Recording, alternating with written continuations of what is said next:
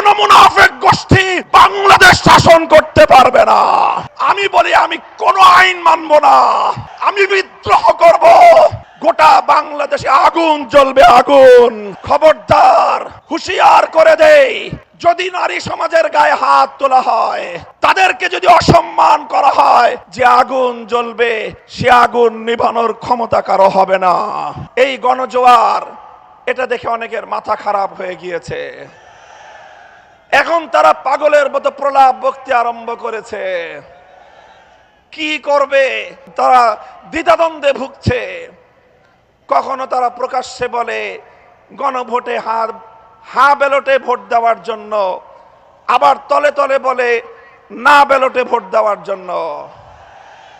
14 গ্রামের মানুষের কাছে আমি প্রশ্ন করতে চাই, কেউ প্রকাশ্যে এক কথা বলে, তলে তলে আরেক কাজ করে, সেই জাতীয় মানুষকে আপনাদের দেশে কি বলে? জোরে বলেন, কি বলে? 24-এর বিপ্লব পরবর্তী বাংলার মাটিতে দাঁড়িয়ে বলতে চাই, আর কোন মুনাফিক গোষ্ঠী বাংলাদেশ শাসন করতে পারবে না। বাংলার মানুষ সেটা মেনে নেবে না। এরপরে শুরু করলো আরেক ভয়ঙ্কর সন্ত্রাসী কার্যকলাপ।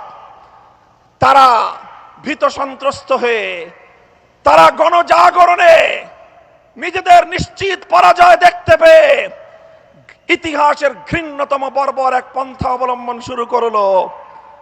আমার মায়েরা, ভবিষ্যৎ হোক নিরাপদ, বিনিয়োগ হোক বিশ্বস্ত, আর আমার পছন্দ সল্ট বে। ওয়েলকাম টু সল্ট বে।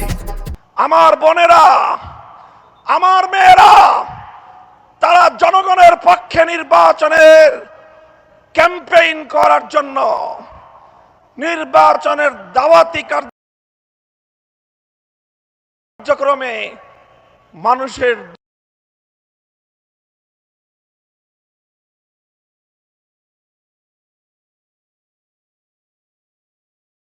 দুয়ারে দুয়ারে যাচ্ছে।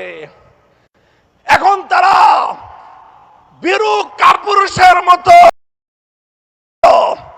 আমাদের নারী সমাজের গায়ে হাত তুলবার মতো দুঃসাহসিকতা এবং ঘৃণ্য কাজ করছে তারা।